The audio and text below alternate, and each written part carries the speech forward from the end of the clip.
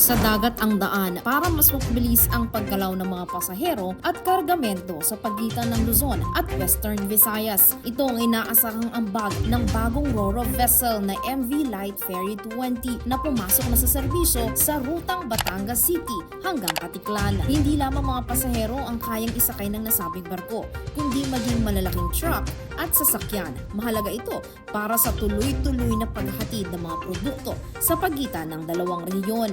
May kapasidad ang MV Light Ferry 20 na 578 passengers, 30 10-wheeler trucks at 4 na passenger vehicle kada biyahe. Dahil dito, inaasahang madaragdagan ang kapasidad ng ruta at mas magiging epesyente ang transportasyon ng mga tao at kargamento sa isa sa mahalagang sea corridors ng bansa. Ayon sa Marina, mahalaga ang Batangas-Katiklan route sa turismo, kalakalan at regional economic activity. Bilang pagkilala sa bagong shipping service, pinagkalooban din ng Marina ng pioneering status ang MV Light Ferry 20. Bukod sa dagdag kapasidad, tampok din sa barko ang mga pasilidad na idinisenyo para sa mas komportable at ligtas na paglalakbay.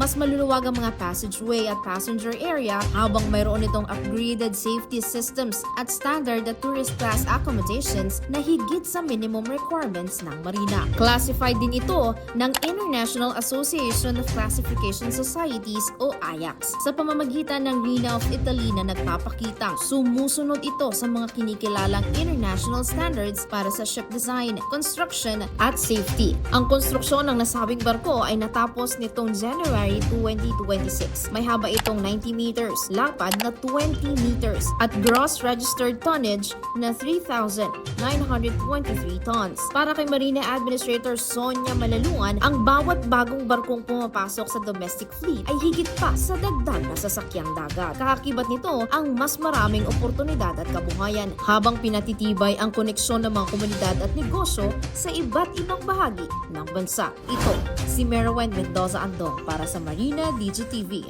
News on the